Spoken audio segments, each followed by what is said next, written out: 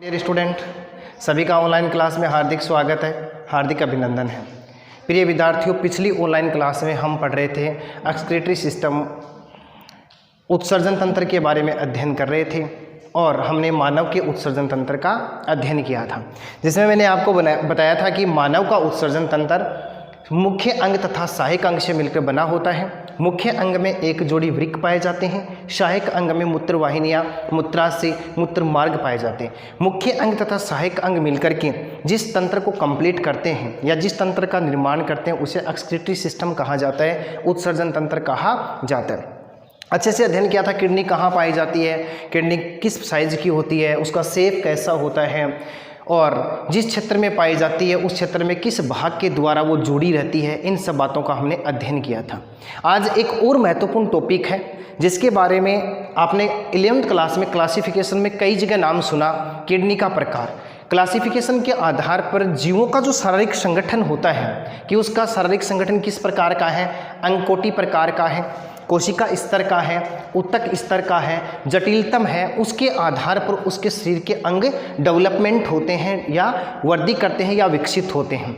तो हमने वहाँ सुना था कि जंतुओं में किडनी प्रोनेफ्रिक प्रकार की होती है, मेजोनेफ्रिक प्रकार की होती है, मेटानेफ्रिक प्रकार की होती है। नाम तो हमने 11th क्लास में देखे थे, प्रोनेफ्रिक, मेजोनेफ्रिक, मेटानेफ्रिक, लेकिन हम यहाँ तक नहीं पहुँच पाए कि रियल में ही ये प्रोनेफ्रिक क्या होता है, मेजोनेफ्रिक क्या होता है, मेटानेफ्रिक क्या होता है। तो आज हम इस महत्वपूर्ण टॉपिक में अध्ययन करेंगे डेवलपमेंट ऑफ किडनी, कि किडनी का विकास जो है वो किस प्रकार से होता है। तो सभी बच्चे ध्यान से देखें, इसके विकास की यदि बात की जाए क्या होगा। मैंने आपको बताया था कि जैसे जैसे एम्ब्रियो का डेवलपमेंट होता है और डेवलपमेंट के दौरान उसमें 3 जननिक लेयर बन जाती हैं। यदि ध्यान हो, एक्टोडर्म, मेसोडर्म, एंडोडर्म, ये तीनों जननिक स्तर क्या करते हैं, बॉडी के समस्त ऑर्गन को कंप्लीट करने का काम करते हैं। या हम यूँ कह सकते हैं एक्टोडर्म, मेसोडर्म, एंडोडर्म ही वो 3 जननिक लेयर हैं जो शरीर के विभिन्न अंगों को निर्मित करने का काम करते हैं। तो हम बात कर रहे हैं इस टॉपिक में वृक्क का विकास, डेवलपमेंट ऑफ किडनी। इसमें क्या होता है कि भ्रूण परिवर्धन के समय देखो, जब क्या होगा, एम्ब्रियो का डेवलपमेंट होगा, ध्यान से देखना, एम्ब्रियो का क्या होगा, डेवलपमेंट होगा, यानी जब भ्रूण का परिवर्धन होता है उस समय क्या होता है, मेसोडर्म से, ध्यान से देखना, उस समय मेसोडर्म से नेफ्रोटोम प्लेट निकलती है। देखो क्या निकलती है, नेफ्रोटोम प्लेट निकलती है या नेफ्रोटोम प्लेट का निर्माण होता है। और यह नेफ्रोटोम प्लेट किसकी बनी होती है, नेफ्रोस की बनी होती है। किसकी बनी होती है, कई सूक्ष्म नलिकाओं की बनी होती है और उन सूक्ष्म नलिकाओं को क्या कहा जाता है, नेफ्रोस कहा जाता है। एक बार फिर से देखने का प्रयास कीजिए, मैं क्या बता रहा हूँ। एम्ब्रियोनिक या एम्ब्रियो डेवलपमेंट के समय, भ्रूण परिवर्धन के समय मेसोडर्म से नेफ्रोटोम प्लेट निकलती है और यह नेफ्रोटोम प्लेट क्या होती है, कई प्रकार की अत्यंत महीन नलिकाकार संरचनाओं से कंप्लीट होती है और वो महीन नलिकाकार संरचनाएं क्या कहलाती हैं, नेफ्रोस कहलाती हैं। आगे जाकर के ये नेफ्रोटोम तो किस में बदल जाएगा, वृक्क में परिवर्तित हो जाएगा, किडनी में बदल जाएगा। और ये नेफ्रोस जो है ये आगे जाकर के नेफ्रॉन, ध्यान से देखना प्रिय विद्यार्थियों, नेफ्रॉन में बदल जाएगा, प्लस किस में बदल जाएगा, मूत्र वाहिनियों में बदले जाता है। नेफ्रॉन का मतलब क्या है, वृक्क की संरचनात्मक एवं क्रियात्मक इकाई नेफ्रॉन कहलाती है, जिसे वृक्क नलिका कह सकते हैं, जिसे वृक्काणु कह सकते हैं। इसको हिंदी में क्या कहा जाएगा, नेफ्रॉन को वृक्काणु कहा जाता है, वृक्क नलिका कहा जाता है। इसे हम देखो क्या कह सकते हैं, वृक्काणु कह सकते हैं। तो ध्यान रहे, नेफ्रोटोम तो डेवलपमेंट के दौरान किस में बदल जाएगा, किडनी में बदल जाएगा, नेफ्रॉन वृक्क में बदल जाएगा। और नेफ्रोस जो है ये सूक्ष्म नलिकाएं किस में बदल जाती हैं, या तो नेफ्रॉन में कन्वर्ट हो जाएंगी या फिर किस में बदल जाएंगी, मूत्र वाहिनी में बदले जाती हैं। तो ध्यान रहे, एम्ब्रियो डेवलपमेंट के समय मेसोडर्म से एक नेफ्रोटोम प्लेट निकलती है और वो नेफ्रोटोम प्लेट कई प्रकार की सूक्ष्म नलिकाओं से मिलकर बनी होती है और वो सूक्ष्म नलिकाएं क्या कहलाती हैं, नेफ्रोसे कहलाती हैं। जैसे जैसे परिवर्धन होता जाएगा, यानी शिशु का जैसे जैसे परिवर्धन होगा, एनिमल का धीरे धीरे परिवर्धन होगा, तो ये नेफ्रोटोम तो वृक्क में बदलेगी और ये नेफ्रोस किस में बदल जाती हैं, नेफ्रॉन में बदल जाती हैं। इसके आधार पर जंतुओं को 3 भागों में बांटा गया है।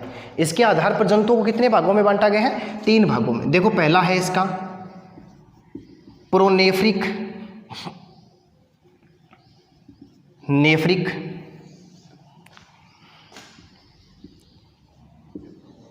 मेजोनेफ्रिक और मेटानेफ्रिक। किडनी को भी कह सकते हो या जंतु को सीधा कह सकते हो कि जंतु को 3 भागों में बांटा गया है या किडनी को 3 भागों में बांटा गया है। प्रोनेफ्रिक, मेजोनेफ्रिक और मेटानेफ्रिक। देखो क्या होता है, इस प्रोनेफ्रिक का जो निर्माण है वो नेफ्रोटोम के अग्रभाग से होता है। ध्यान से देखना, इसका डेवलपमेंट, इसका परिवर्धन नेफ्रोटोम के अग्रभाग से होता है। किससे होता है? नेफ्रोटोम के अग्रभाग से होता है। इसके अलावा यदि इसकी बात की जाए कि प्रोनेफ्रिक जो होता है ये अग्रभाग से विकसित होता है और इसका वृकाणु जो होता है वो सामान्य नलिका के रूप में होता है।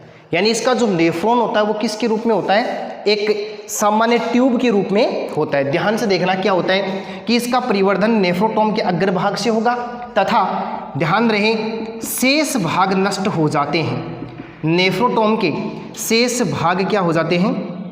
शेष भाग नष्ट हो जाते हैं। बहुत ही महत्वपूर्ण टॉपिक है, इसको समझने का प्रयास कीजिए। आप समझेंगे प्रोनेफ्रिक, मेजोनेफ्रिक, मेटानेफ्रिक क्या चीज़ होती है।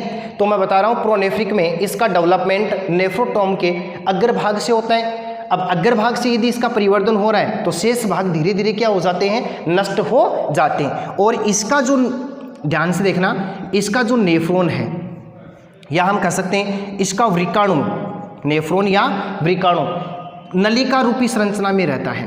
किसके रूप में परिवर्तित रहता है? नलिका रूपी संरचना के रूप में पाया जाता है। तो ये जो किडनी है वो क्या कहलाती है? प्रोनेफ्रिक प्रकार की किडनी कहलाती है। हम कह सकते हैं इसका पूर्ण विकास नहीं हो पाता है, सिर्फ एक डोरी के रूप में ये पाई जाती है। और ये किस में पाया जाएगा? तो ध्यान रहे ये जो है साइक्लोमेट्स तथा मेंढक की टेडपोल, ध्यान देना, मेंढक की टेडपोल अवस्था में इस प्रकार का नेफ्रॉन देखने को मिलता है। तो ध्यान देना, किडनी जो है, किडनी के डेवलपमेंट की बात कर रहे हैं, सबसे पहले प्रोनेफ्रिक की बात कर रहे हैं।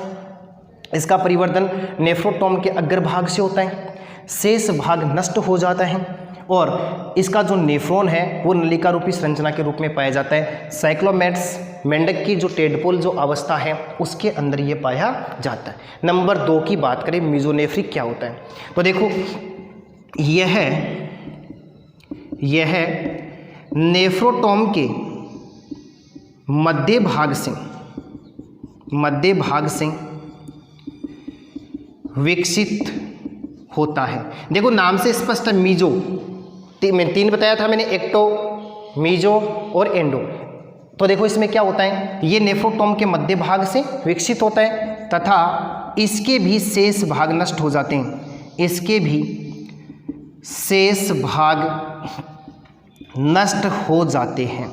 इसके भी शेष भाग नष्ट हो जाते हैं। इसके अलावा यदि बात की जाए तो इसमें सिर्फ और सिर्फ बोमेन कप बनता है। सिर्फ और सिर्फ क्या पाया जाता है? बोमेन कप प्रेजेंट होता है और शेष भाग किसके रूप में पाया जाएगा? नलिका रूपी संरचना के रूप में ही पाया जाएगा। तो ऐसे कौन से एनिमल हैं जिसमें मेजोनेफ्रिक प्रकार का क्या पाया जाता है? किडनी पाया जाता है। ध्यान दें, अधिकांश मछलियां, इसमें किस किस को शामिल किया गया है? अधिकांश मछलियों को शामिल किया गया है। इसके अलावा इसमें उभयचर को शामिल किया गया है। कुछ उभयचर इसके अंदर शामिल होते हैं, तो अधिकांश मछलियां और कुछ इसके अंदर क्या आ जाएंगे? उभयचर प्राणी आएंगे, जिसमें किस प्रकार का किडनी पाया जाता है? मेजोनेफ्रिक प्रकार का किडनी पाया जाता है। अब देखो बात करते हैं मेटानेफ्रिक प्रकार की। तो देखो मेटानेफ्रिक जो किडनी है यह नेफ्रोटोम के पश्च भाग से विकसित होती है या होता है। ध्यान रहे, ये नेफ्रोटोम के पश्च भाग से विकसित होता है तो इसके भी तथा इसके शेष भाग नष्ट हो जाते हैं, शेष भाग नष्ट हो जाते हैं। इसमें भी क्या होगा, इसके शेष भाग नष्ट हो जाते हैं। और क्या क्या होता है इसमें देखो, बोमेन संपुट के साथ साथ, बोमेन संपुट के साथ साथ पीसीटी, डीसीटी, हेलने का लूप निर्मित हो जाता है। तो इसमें क्या होगा, बोमेन कैप्सूल के साथ साथ में किस किस का निर्माण होगा, पीसीटी, डीसीटी और हेलने के लूप का भी डेवलपमेंट हो जाता है। हम कह सकते हैं कि ये जो मेटानेफ्रिक प्रकार की जो किडनी होती है ये सुविकसित होती है या पूर्ण क्या हो जाती है, निर्मित हो जाती है। किसमें पाई जाएगी, तो जितने भी एवीज वर्ग के प्राणी हैं, इसके अलावा रेप्टिलिया, इसके अलावा मेमल्स के अंदर भी इस प्रकार की किडनी पाई जाती है। स्तनधारी और स्तनधारी में दो महत्वपूर्ण उदाहरण याद रखें, मनुष्य और खरगोश में मेटानेफ्रिक प्रकार की किडनी पाई जाती है। तो किडनी के कितने प्रकार हो गए, 3, प्रोनेफ्रिक, मेजोनेफ्रिक और मेटानेफ्रिक। तो ये तो क्या होगा, बहुत कम विकसित होती है, ये अर्धांश में विकसित होती है और ये पूर्ण रूप से विकसित हो जाती है। अर्थात इसमें क्या होता है, इसका जो विकाणु होता है अर्थात जो नेफ्रॉन होता है वो बोमेन संपुट, पीसीटी, डीसीटी, हेनले के लूप में क्या हो जाता है, परिवर्तित हो जाता है और एक पूर्ण विकाणु का निर्माण करता है, एक पूर्ण संरचना का निर्माण, नलिका रूपी संरचना का निर्माण करता है जिसमें मूत्र का निर्माण होता है। तो मनुष्य में किस प्रकार की किडनी पाई जाती है, मेटानेफ्रिक प्रकार की किडनी पाई जाती है। तो आज का एक महत्वपूर्ण टॉपिक था अपना डेवलपमेंट ऑफ किडनी, किडनी का किस प्रकार से डेवलपमेंट होता है। तो 3 टाइप ऑफ किडनी, पहला होगा अपना प्रोनेफ्रिक, मेजोनेफ्रिक और तीसरा किस प्रकार का होगा, मेटानेफ्रिक। तो इसमें मेजोनेफ्रिक जो है सरलतम में पाया जाएगा, अर्थात हम कह सकते हैं मेंढक की जो टेडपोल अवस्था है, ये टेडपोल अवस्था क्या है, तो मैच्योरेशन स्टेज की बात की जाए, एडल्ट स्टेज की बात की जाए, उसके परिवर्धन के पहले की जो स्टेज है वो टेडपोल अवस्था कहलाती है।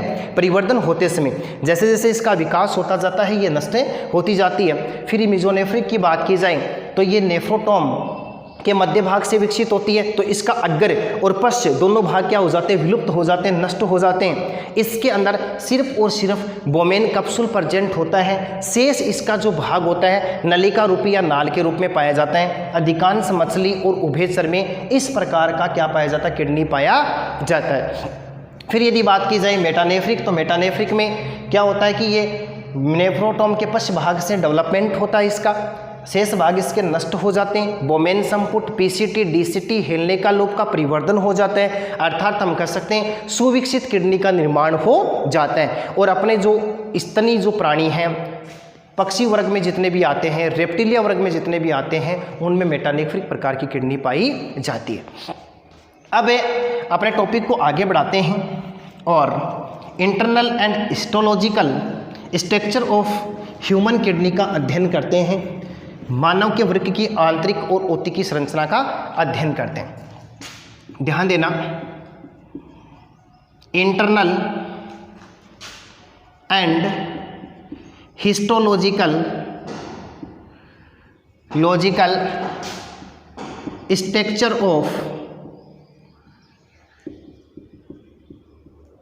ह्यूमन किडनी, मानव के वृक्क की आंतरिक और औतिकी संरचना का अध्ययन करते हैं। देखो क्या होता है, जब मानव की किडनी का लंबवत काट कर प्राप्त किया जाता है, उसको किस प्रकार से काटा जाए, लंबवत काटा जाए, तो मानव के वृक्क में 2 भाग दिखाई देते हैं।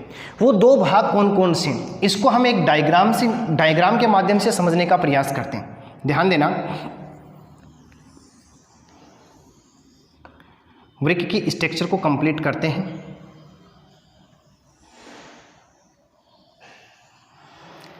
मानव का वृक्क एक तंतुमय संयोजी ऊतक के खोल से घिरा रहता है। यह तंतुमय संयोजी ऊतक का खोल है जिसे हम रीनल कैप्सूल कहते हैं, वृक्क संपुट कहते हैं। और किसका खोल है, ये तंतुमय संयोजी ऊतक का दृढ़ खोल होता है।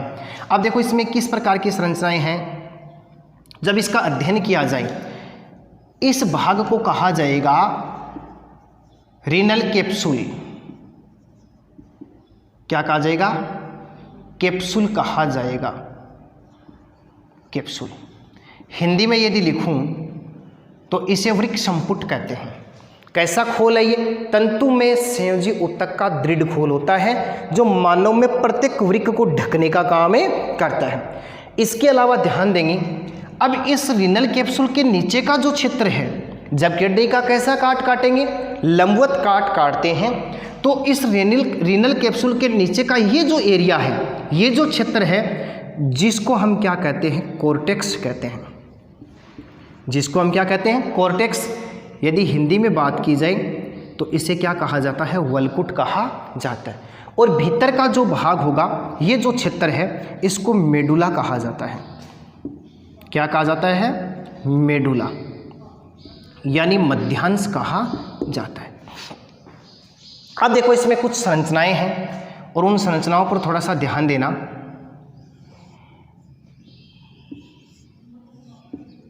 इसमें कुछ विशेष प्रकार की संरचनाएं पाई जाती हैं और वो संरचनाएं मानव के वृक्क को कंप्लीट करने का काम करती हैं।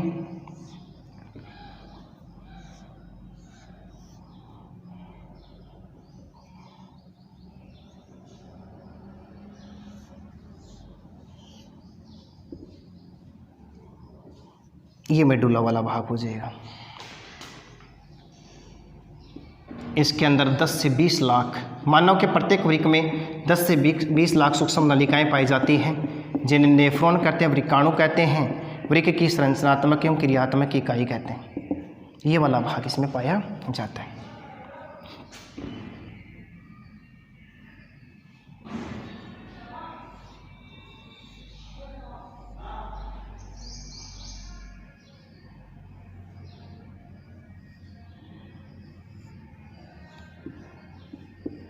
ये इसका भाग होगा, पेल्विस वाला भाग, जिसमें से मूत्र वाहिनी निकलती है। ये डायग्राम है मानव के वृक्क का आंतरिक संरचना में देखते हैं। तो देखो इसमें दो भाग दिखाई दे रहे हैं। एक भाग इसका कोर्टेक्स है, दूसरा भाग इसका मेडुला वाला है।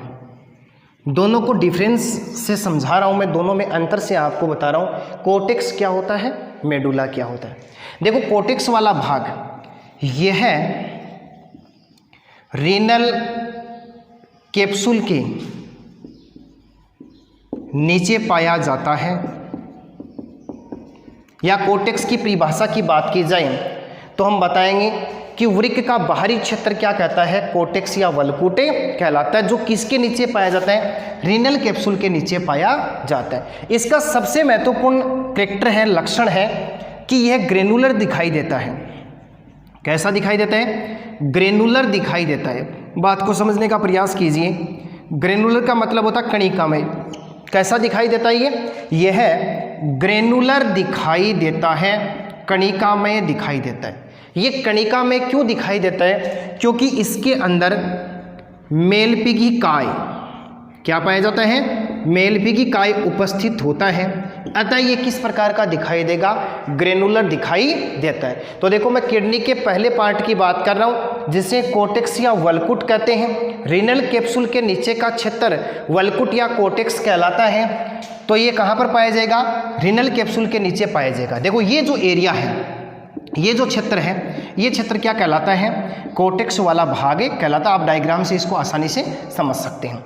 ठीक है, अब ध्यान देंगे, यह ग्रेनुलर दिखाई देता है, तो इसका कारण हुआ मेलपिगी काय की उपस्थिति के कारण वृक्क का जो कोर्टेक्स क्षेत्र है वो किस प्रकार का दिखाई देगा, कणिका में या फिर ग्रेनुलर दिखाई देता है। प्रिय विद्यार्थियों, इसके अलावा इसमें पीसीटी, इसके अलावा डीसीटी, मैं बार बार बोल रहा हूँ PCT DCT. What is PCT DCT, ये है क्या पीसीटी और डीसीटी। देखो आगे हम पढ़ेंगे नेफ्रॉन। नेफ्रॉन क्या है, प्रत्येक वृक्क में या प्रत्येक वृक्क की संरचनात्मक एवं क्रियात्मक इकाई नेफ्रॉन कहलाती है। और नेफ्रॉन में कई प्रकार के भाग होते हैं, जैसे फॉर एग्जाम्पल मेलपिगी काय, नंबर 2 पीसीटी, नंबर 3 डीसीटी, हेलने का लूप और संग्राहक नलिका, ये सब पाए जाते हैं। यहाँ पर ध्यान देंगे, ये जो मैंने संरचना बनाई है, नलिका रूपी संरचना बनाई है, ये सब की सब नेफ्रॉन इकाइयाँ हैं। और नेफ्रॉन में ही मूत्र का निर्माण होता है। नेफ्रॉन में किसका निर्माण होता है, मूत्र का निर्माण होता है। इसलिए नेफ्रॉन को वृक्क की संरचनात्मक एवं क्रियात्मक इकाई कहा जाता है। तो प्रिय विद्यार्थियों, इसकी यदि स्ट्रक्चर की बात की जाए तो ये इस प्रकार से दिखाई देती है। इसमें ये कुंडलित नलिकाएं दिखाई देती हैं, फिर ये आगे जा कर के मैं आपको इस डायग्राम के माध्यम से समझाने का प्रयास करता हूँ। इसके बाद में हम नेफ्रॉन को विस्तार से पढ़ेंगे, लेकिन यहाँ पर नाम आ गया पीसीटी और डीसीटी, तो आपको ध्यान होना चाहिए कि वास्तव में पीसीटी है क्या, डीसीटी है क्या। तो देखो इस प्रकार की संरचना एक नेफ्रॉन की होती है, ये संरचना होती है। ये जो ऊपर वाला जो भाग है इसको हम मिलाकर के मेलिपिगी काय कहते हैं। क्या कहते हैं? मेलिपिगी काय, जिसमें ये जो प्यालेनुमा जो भाग होगा ये बोमेन कैप्सूल कहलाता है और इसके अंदर रुधिर कोशिकाओं का गुच्छा पाया जाता है जिसे केशिका गुच्छ या ग्लोमेरुलस कहते हैं। इन दोनों को मिलाकर के क्या कहा जाता है? मेलिपिगी काय कहा जाता है। तो ये जो मेलिपिगी काय वाला जो पार्ट है वो किस में धंसा रहता है? इस नेफ्रॉन का कोर्टेक्स वाले क्षेत्र में धंसा रहता है। इसलिए कोर्टेक्स किस प्रकार का दिखाई देता है? ग्रेनुलर या कणिकामय दिखाई देता है। फिर देखो इसके नीचे ये पार्ट आएगा नेक वाला, गर्दन वाला, और इसकी जो गर्दन है वो आगे जाकर के एक कुंडलित छोटी नलिका में खुलती है और वो कुंडलित छोटी नलिका क्या कहलाती है? पीसीटी कहलाती है। तो देखो पीसीटी का मतलब है प्रोक्सिमल, क्या है इसका मतलब? प्रोक्सिमल कॉन्वोल्यूटेड ट्यूबुल, यानी समीपस्थ कुंडलित सीरा। इसका मतलब क्या होता है? कॉन्वोल्यूटेड ट्यूबुल यानी समीपस्थ कुंडलित सीरा। और डी का मतलब हो जाएगा यहाँ पर डिस्टल कॉन्वोल्यूटेड ट्यूबुल हो जाएगा, अर्थात दूरस्थ कुंडलित सीरा। तो पीसीटी का मतलब है समीपस्थ कुंडलित सीरा, डीसीटी का मतलब है दूरस्थ कुंडलित सीरा। तो ये सब के सब किस में पाए जाते हैं? कोर्टेक्स वाले क्षेत्र में पाए जाते हैं। इसके अलावा कोर्टेक्स में एक क्षेत्र और होता है कि कोर्टेक्स का एक भाग, ध्यान देना, इन त्रिभुजाकार आकृतियों के बीच में, ये त्रिभुजाकार आकृति मेडुला वाले भाग में भी होती है और इसका कुछ पार्ट कोर्टेक्स वाले भाग में भी होता है, जो अभी आपको बता दिया जाएगा। लेकिन उससे पहले ध्यान रहे कि इस कोर्टेक्स का जो क्षेत्र इन त्रिभुजाकार आकृतियों के बीच में धंसा रहता है। देखो इस भाग की बात कर रहा हूं मैं, दोनों पिरामिड, ये त्रिभुजाकार जो आकृति है इन्हें पिरामिड कहेंगे, इन्हें मेडुलरी पिरामिड कहेंगे, मध्यांश पिरामिड कहेंगे, जिनकी आकृति त्रिभुजाकार होती है, जिनकी आकृति शंक्वाकार होती है। तो इनके बीच का ये जो क्षेत्र है इसको बर्टीनी के स्तंभ कहते हैं। क्या कहा जाता है? ध्यान से देखना, बर्टीनी के स्तंभ कहते हैं, कैप्सूल ऑफ बर्टीनी, बर्टीनी के स्तंभ कहा जाता है। तो ये किस में पाए जाते हैं? कोर्टेक्स वाले भाग में ही पाए जाते हैं। तो ध्यान रहे, कोर्टेक्स में बर्टीनी के स्तंभ पाए जाते हैं जो मेडुला के पिरामिड के मध्य धंसे रहते हैं। ध्यान रहे, एक बार मैं फिर से बता रहा हूँ, पहला पार्ट है कोर्टेक्स, रीनल कैप्सूल के नीचे पाया जाएगा, ये ग्रेनुलर दिखाई देगा क्योंकि इसके अंदर मेलिपिगी काय उपस्थित होती है। इसके अलावा इसमें पीसीटी, डीसीटी भी पाई जाती है। और एक और महत्वपूर्ण संरचना इसके रूप में बताई जा रही है कि इसमें क्या होता है कि कोर्टेक्स का एक क्षेत्र इन पिरामिडों के बीच में एक उभार रूपी संरचना में पाया जाता है, जिसे हम क्या कहते हैं? बर्टीनी के स्तंभ कहते हैं। अब हम बात करते हैं मेडुला की। मेडुला को क्या कहते हैं हिंदी में? मध्यांश कहते हैं। प्रिय विद्यार्थियों, मध्य प्लस अंश, मध्य प्लस अंश, अंश का मतलब भाग है, मध्य का मतलब बीच। तो बीच का जो भाग है, देखो नाम से स्पष्ट, मध्यांश, मध्य प्लस अंश, मध्य प्लस अंश, मध्य का मतलब बीच का और अंश का मतलब भाग, बीच का भाग। किसका बीच का भाग? एक वृक्क के बीच का भाग क्या कहलाता है? मेडुला या मध्यांश कहलाता है। देखो इसमें क्या होता है, ध्यान रहे, इस मध्यांश वाले भाग में यदि मैं बात करूं हेनले का लूप, यहाँ मैंने बताया था कि ये यू आकृति की जो नलिका है इसे लूप ऑफ हेनले कहते हैं, हेनले का लूप कहते हैं, हेनले का लूप। और कलेक्टिंग डक्ट यानी संग्राहक नलिका पाई जाती है, परजेंट, यानी इसमें मध्यांश वाले भाग में क्या पाया जाता है? हेनले का लूप पाया जाता है और संग्राहक नलिका पाई जाती है। इसके अलावा इस मध्यांश वाले भाग में सभी बच्चे ध्यान से देखेंगे, शंक्वाकार या त्रिभुजाकार संरचनाएं पाई जाती हैं, संरचनाएं पाई जाती हैं जिन्हें पिरामिड कहते हैं, जिन्हें क्या कहा जाता है? पिरामिड कहा जाता है। ध्यान देना। तो मैं अब डायग्राम में यहाँ पर बता देता हूँ आपको, ये त्रिभुजाकार या शंक्वाकार आकृति में क्या स्थित होते हैं, पिरामिड स्थित होते हैं। अब पिरामिड है ना, पिरामिड की यदि बात की जाए तो मनुष्य के वृक्क में लगभग 8 से 12 पिरामिड पाए जाते हैं। डायग्राम में देखो 1 2 3 4 5 6 7 मैंने आपको दिखाए, लेकिन वास्तव में मानव के वृक्क में 8 से 12 पिरामिड पाए जाते हैं। पिरामिड का आधारी चौड़ा भाग, ये देखो ये आधारी चौड़ा भाग है, ये तो किसकी ओर पाया जाता है, वलकुट की ओर पाया जाता है। ये तो किसकी ओर पाया जाता है, वलकुट की ओर पाया जाता है। स्क्रीनशॉट यदि लेना चाहें तो ले सकते हैं। तो देखो इसका एक भाग तो किसकी ओर पाया जाएगा, ये चौड़ा आधारी भाग तो वलकुट की ओर पाया जाएगा। और इसका जो संकरा भाग है, ध्यान देना, और इसमें चीज़ें बताते हैं आपको। ये जो संकरा भाग है ये मध्यांश में पाया जाता है। और इस पिरामिड का ये जो संकरा भाग है, ये जो क्षेत्र है, इसको हम क्या कहते हैं, रीनल पेपिला। इसको क्या कहा जाता है, रीनल पेपिला कहा जाता है। रीनल पेपिला आगे जाकर के पेल्विस में खुलती है। ये देखो कौन सा भाग है इसका, पेल्विस वाला भाग है, यानी मूत्र वाहिनी का जो भाग, मैंने आपको उत्सर्जन तंत्र में जब मूत्र वाहिनी पढ़ाया था उस समय ये बताई थी बात कि मूत्र वाहिनी का चौड़ा प्यालेनुमा भाग वृक्क में खुल करके किसका निर्माण करता है, वृक्क पेल्विस का निर्माण करता है। ये जितने भी पिरामिड हैं, ध्यान देना, ये किडनी का जो कोटेक्स पार्ट है या मध्यांश के पिरामिड हैं, ये सब आकर के इसी प्याले में खुलते हैं। तो इस पेपिला वाला जो भाग है ये किस में खुल जाता है, पेल्विस में खुले जाता है।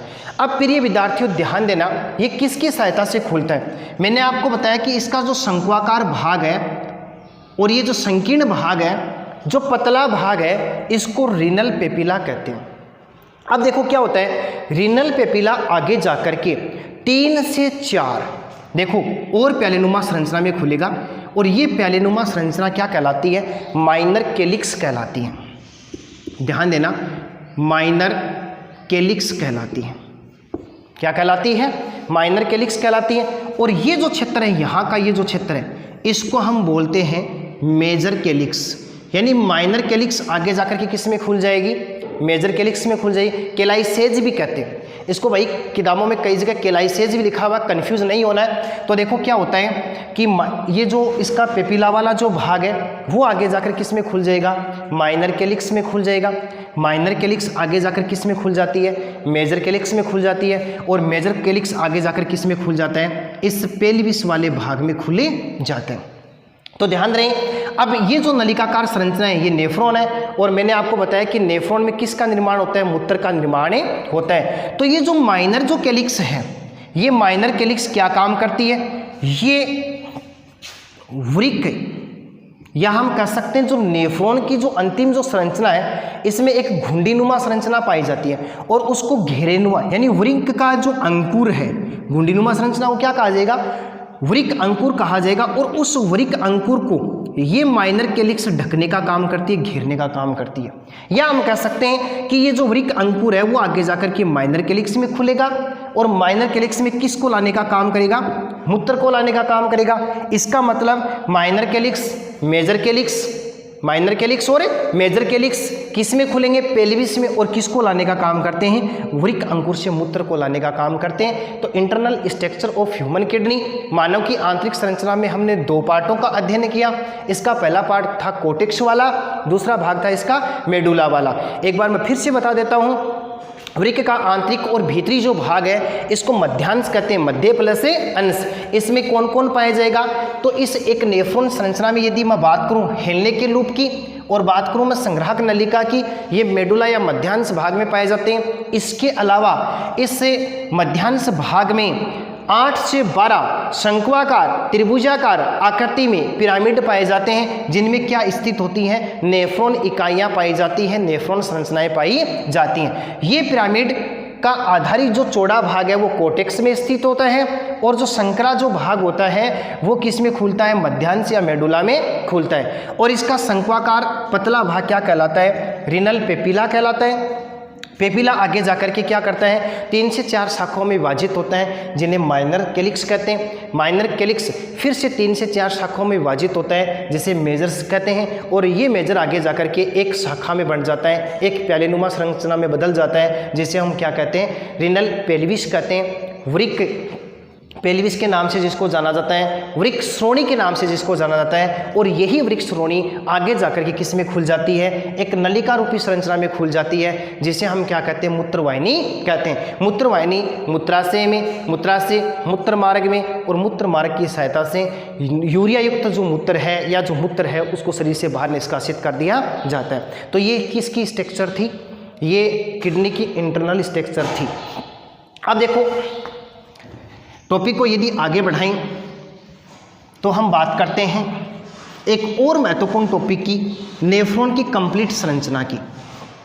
नेफ्रॉन क्या है, देखो नेफ्रॉन्स क्या है या नेफ्रॉन क्या है। नेफ्रॉन क्या होता है, मानव के प्रत्येक वृक्क में 10 से 12 लाख, ध्यान देना परिभाषा बना रहे हैं, इसकी परिभाषा को समझने का प्रयास करना। मानव के प्रत्येक वृक्क में 10 से 12 लाख महीन, लंबी, कुंडलित, नलिकाकार संरचनाएं पाई जाती हैं जिन्हें नेफ्रॉन कहते हैं। जिन्हें क्या कहते हैं, नेफ्रॉन कहते हैं। तो मानव के प्रत्येक वृक्क में 10 से 12 लाख महीन, लंबी, कुंडलित, नलिकाकार संरचनाएं पाई जाती है जिन्हें हम क्या कहते हैं, नेफ्रॉन कहते हैं। रियली वास्तव में यदि बात की जाए, वास्तव में मूत्र का निर्माण नेफ्रॉन द्वारा ही होता है। तो मूत्र का निर्माण किस में होगा, मूत्र का निर्माण नेफ्रॉन में ही होता है, नेफ्रॉन में ही होता है। नेफ्रॉन को क्रियात्मक तथा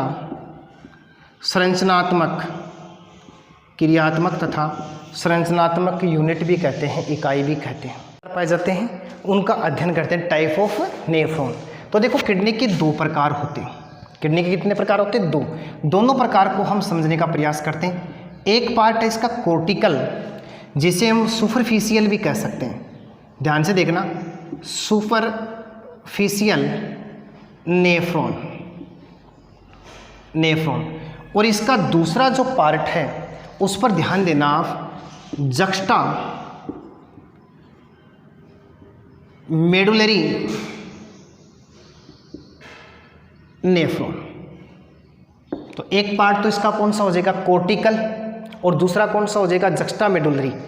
कोर्टिकल को वल्कुटी कहते हैं, इसको क्या कहा जाएगा, वल्कुटी कहा जाता है, और वो अपना है juxta medullary nephron.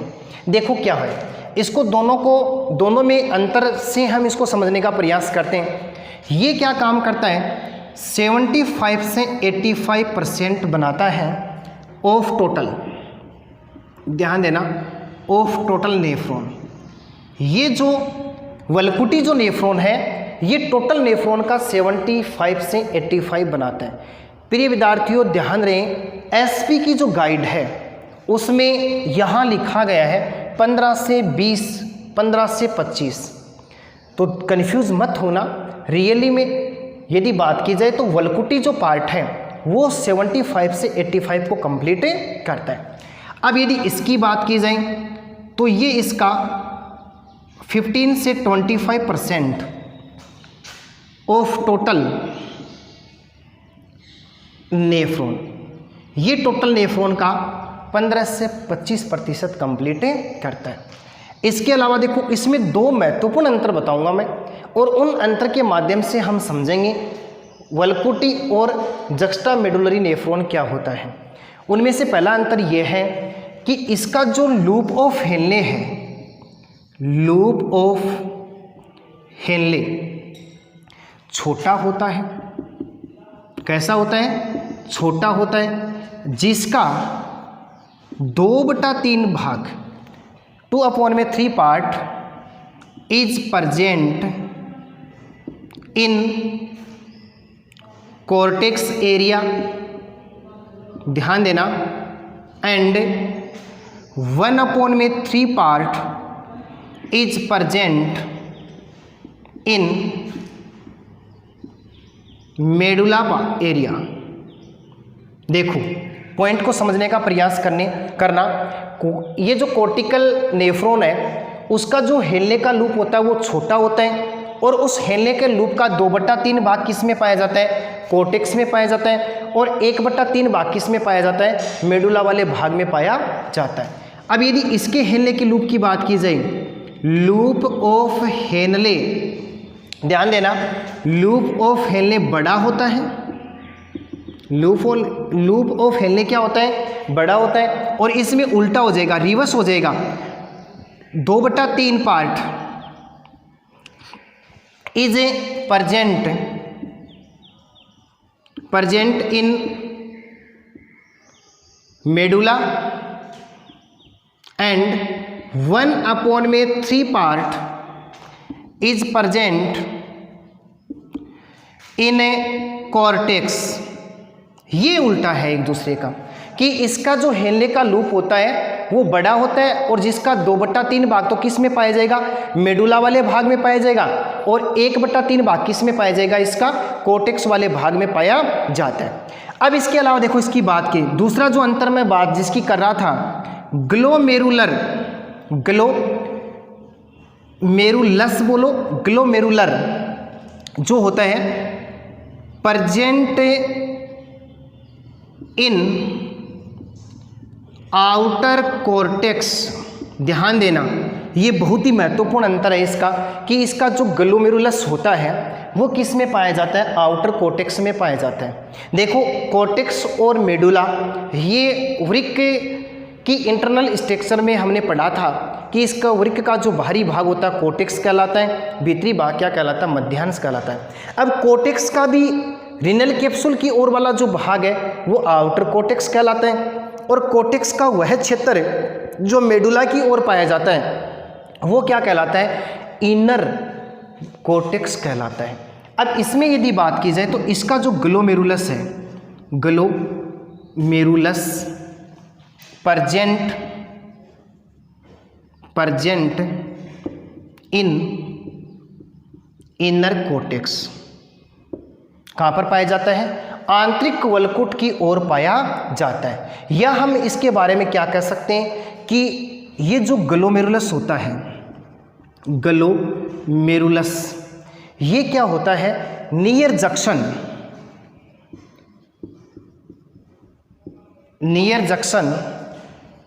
Of cortex and medulla.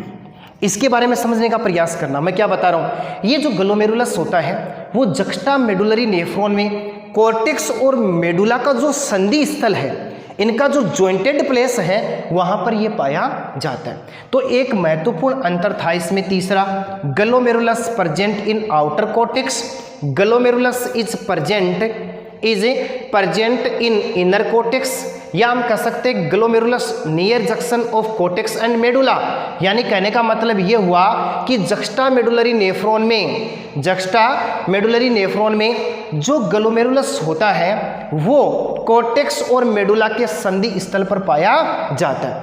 अब इसके अलावा और देखो इसमें क्या होगा, पेरीट्यूबुलर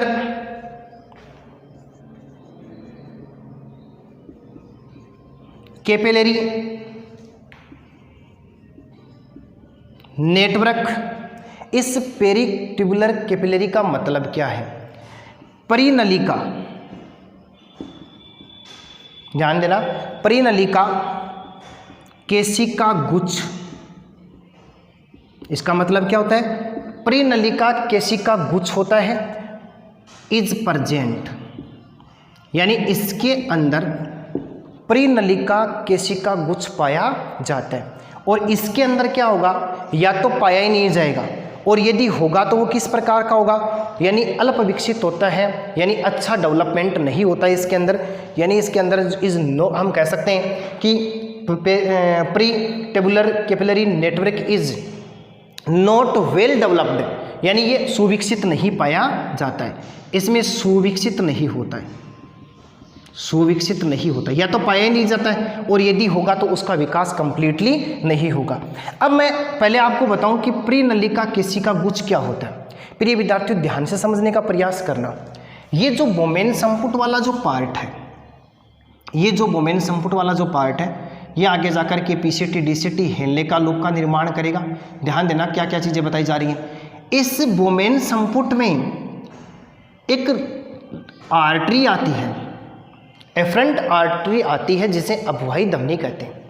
और ये अभिवाही धमनी, ध्यान से देखना, इस वोमेन संपुट में लगभग 50 ब्रांचेज में बंट जाती है, 50 शाखाओं में बंट जाती है और केशिका गुच्छ बनाती है। किसका निर्माण करती है? केशिका गुच्छ का निर्माण करती है। और निकलने वाली जो डक्ट होगी उसे हम इफ्रंट आर्टियोल कहेंगे, यानी अपवाही धमनी कहेंगे, जिसे हम क्या कहेंगे? बहुत ही महत्वपूर्ण टॉपिक बता रहा हूँ, धीरे धीरे बता रहा हूँ, समझने का प्रयास करना। अभिवाही धमनी वोमेन संपुट में 50 शाखाओं में विभाजित हो जाती है और केशिका गुच्छ को बना देती है, कैपिलरी नेटवर्क को कंप्लीट करती है और फिर एक नलिका के रूप में निकलती है। और वो नलिका क्या कहलाती है? अपवाही धमनी कहलाती है। और यह अपवाही धमनी आगे जाकर के इस नलिकाकार भाग को क्या कर लेती है? कवर अप कर लेती है, घेर लेती है, ढक लेती है और एक जाल कंप्लीट कर देती है। क्या कंप्लीट कर देती है? जाल कंप्लीट कर देती है। और वही जाल क्या कहलाता है? पेरिट्यूबुलर कैपिलरीज नेटवर्क कहलाता है, प्रीनलिका केशिका गुच्छ कहलाता है। तो प्रिय विद्यार्थियों, ध्यान रहें, प्रीनलिका केशिका गुच्छ क्या होता है? अपवाही नलिका, ध्यान से सुनना, अपवाही धमनी नलिका क्या काम करती है? नेफ्रॉन के नलिका रूपी आवरण को या नलिका रूपी संरचना को कवर अप करती है, ढकने का काम करती है, चारों ओर उसके जाल का निर्माण करती है और वह जाल ही क्या कहलाता है? प्रीनलिका केशिका गुच्छ कहलाता है। तो इसके अंदर क्या होगा? प्रीनलिका केशिका गुच्छ पाया जाता है। अब देखो आगे बात करें, वासा रेक्टा इज absent, यानी इसमें वासा रेक्टा नहीं पाया जाता है। और यदि होगा तो भी किस प्रकार का होगा इसका वासा रेक्टा? तो देखो इसको हम क्या बोलेंगे? हाईली रिड्यूस्ड होता है, यानी अल्प विकसित होता है, जिसको क्या बोला जाएगा? अल्प विकसित माना जाता है। हाईली रिड्यूस्ड का मतलब क्या होगा? अल्प विकसित होगा। तो देखो वासा रेक्टा इज absent, और यदि होगा तो भी किस प्रकार का होगा? अल्प विकसित होगा। अब इसके अंदर का जो वासा रेक्टा होगा, वासा रेक्टा इज प्रेजेंट, यानी इसमें वासा रेक्टा पाया जाता है। और ध्यान रहे, वासा रेक्टा किस प्रकार का पाया जाता है? यू शेप्ड प्रकार का पाया जाता है। इसको एक डायग्राम के माध्यम से समझने का प्रयास करना। वासा रेक्टा, ये वासा रेक्टा की स्ट्रक्चर बना रहा हूँ मैं, ये वासा रेक्टा है। देखो वासा रेक्टा, और ये लाइन है हेनले की लूप की। किसकी है? हेनले के लूप की। कहने का मतलब क्या हुआ कि ये वासा रेक्टा जो है एक नलिका रूपी संरचना होती है और हेनले के लूप के समानांतर रन करती है, दौड़ती है, इसके समानांतर गति करती है। तो वासा रेक्टा पाया जाएगा, और वो भी किस प्रकार का पाया जाएगा? यू शेप्ड प्रकार का पाया जाएगा। अब कोई पूछे कि वासा रेक्टा क्या होता है, तो देखो जो ये प्रीनलिका केशिका गुच्छ है, इसका जो भाग हेनले के लूप के समानांतर रन करता है, दौड़ता है, चलता है, वृद्धि करता है, वो भाग क्या कहलाता है? वासा रेक्टा कहलाता है। तो ये जो कॉर्टिकल सुपरफिशियल नेफ्रॉन जो है, इसमें वासा रेक्टा इज absent होता है, या हम कह सकते हैं हाईली रिड्यूस्ड होता है, अल्प विकसित होता है। जबकि जक्स्टा मेडुलरी के अंदर वासा रेक्टा इज कंप्लीट होता है, प्रेजेंट होता है, यू शेप में पाया जाता है, हेनले के लूप के समानांतर क्या करता है? रन करने का काम करता है, जिसको आप इस डायग्राम के माध्यम से समझ सकते हैं। ये स्ट्रक्चर मैंने बनाई है वासा रेक्टा की, और ये स्ट्रक्चर मैंने बनाई है हेनले के लूप की। तो हेनले के लूप के साथ साथ में ये क्या करता है? रन करने का काम करता है। इसके अलावा इसका और अंतर यदि जाने तो देखो इसमें क्या होता है कि इसके अंदर रेट ऑफ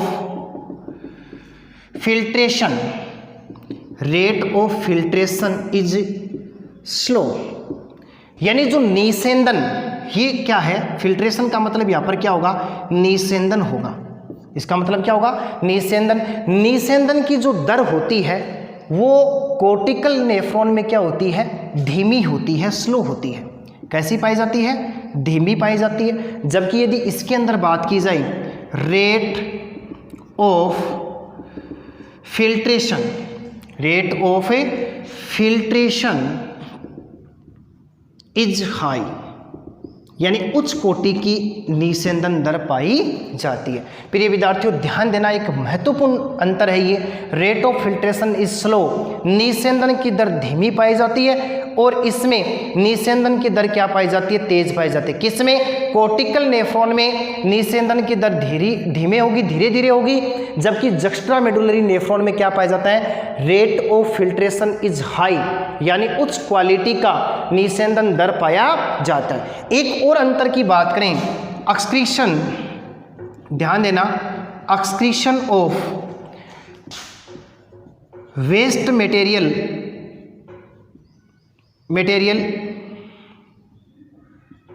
यानी जो अपशिष्ट पदार्थ जो होते हैं, प्रोडक्ट जो होते हैं, उनको किस में ला करके छोड़ देता है, यूरिन में ला करके छोड़ देता है। मूत्र में लाने का काम भी किसका होता है, कोर्टिकल नेफ्रॉन का होता है। कहने का मतलब क्या होगा, उत्सर्जन के साथ साथ जितने भी वेस्ट मटेरियल हैं, वेस्ट प्रोडक्ट है, उत्सर्जित पदार्थ होते हैं, उनको किस में ला करके छोड़ देता है, यूरिन में ला करके छोड़ देता है। और ये क्या काम करता है, मूत्र की सांद्रता बढ़ाता है।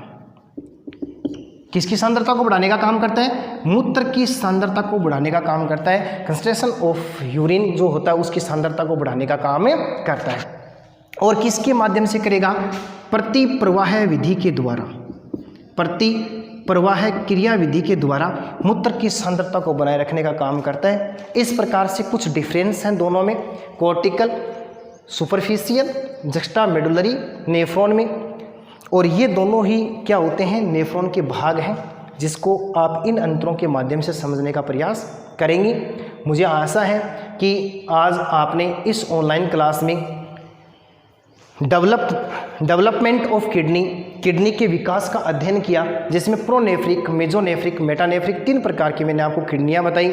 इसके बाद में internal and histological structure of human kidney, मानव की संरचना, मानव के वृक्क की आंतरिक संरचना का अध्ययन किया, जिसमें मैंने आपको बताया किडनी का जब लंबवत काटा जाता है तो मानव के वृक्क के 2 भाग दिखाई देते हैं। बाहरी भाग कोर्टेक्स कहलाता है, भीतरी भाग मेडुला या मध्यांश कहलाता है। कोर्टेक्स में हमने बहुत सारी बातों का अध्ययन किया, मध्यांश में बहुत सारी बातों को जाना।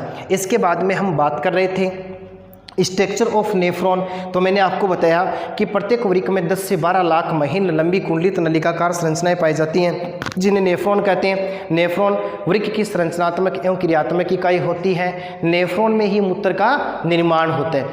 आगे बढ़े इससे पहले मैंने आपको बताया कि टाइप ऑफ नेफ्रॉन के 2 प्रकार होते हैं, एक होता है कोर्टिकल सुपरफिशियल, दूसरा होता है जक्स्ट्रामेडुलरी नेफ्रॉन। ये कोर्टिकल वाला जो होता है वो 75 से 85% टोटल नेफ्रॉन का कंप्लीट करता है, ये 15 से 25% टोटल नेफ्रॉन को कंप्लीट करता है। ये कोर्टिकल वाला था। इसका मैंने दूसरा महत्वपूर्ण अंतर बताया कि इसका जो हिलने का जो लूप होता है वो छोटा होता है, जिसका 2/3 भाग किस में पाया जाएगा, कोर्टेक्स में, और 1/3 भाग किस में पाया जाएगा, मेडुला में पाया जाएगा। फिर मैंने इसके बारे में बताया कि जक्स्ट्रामेडुलरी नेफ्रॉन के अंदर जो हिलने का लूप होता है वो बड़ा होता है, 2/3 भाग जिसका मध्यांश यानी मेडुला में होगा, 1/3 भाग किस में पाया जाता है, कोर्टेक्स में पाया जाता है। उसके बाद में मैंने आपको बताया इसके अंदर कि glomerular present in outer cortex, यानी ये आउटर कोर्टेक्स में पाया जाएगा, और इसमें किस में पाया जाएगा, इनर कोर्टेक्स में पाया जाएगा। या मैं बोलूँ glomerulus near junction of cortex and medulla, यानी दोनों के जो संधि स्थल होता है वहाँ पर ये इसमें पाया जाता है, जक्स्ट्रामेडुलरी के अंदर ग्लोमेरुलस नेफ्रॉन पाया जाता है। फिर मैंने आपको बताया pre tubular capillaries network is present, यानी प्री नलिका केशिका गुच्छ किस में पाया जाता है, कोर्टिकल नेफ्रॉन में पाया जाता है, और इसमें ये पाया तो जाएगा लेकिन अल्प विकसित प्रकार का पाया जाएगा। फिर मैंने बताया इसमें वासा रेक्टा इज एब्सेंट, वासा रेक्टा नहीं पाया जाएगा। रेयर कंडीशन में यदि किसी जंतु में वासा रेक्टा होगा तो वो हाईली रिड्यूस्ड होगा, अल्प विकसित प्रकार का पाया जाएगा। इसमें वासा रेक्टा इज प्रेजेंट होगा, यू शेप्ड होगा, हेलने के समानांतर रन करेगा, गति करेगा। ये मैंने आपको बताया। फिर मैंने आपको एक चीज़ बताई महत्वपूर्ण कि रियली प्रीनलिका किसी का कुछ होता क्या है।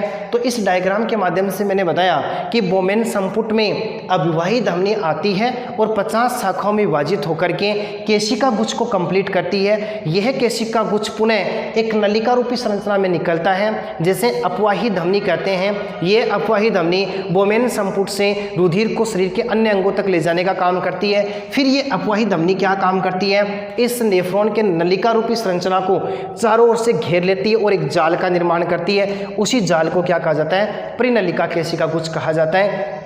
और इसी का एक भाग जब किसके समानांतर मूव कर दे, हेलने के लूप के समानांतर मूव कर दे, वो क्या कहलाता है, वासा रेक्टा कहलाता है। फिर एक अंतर बताया, rate of filtration is slow in cortical nephron.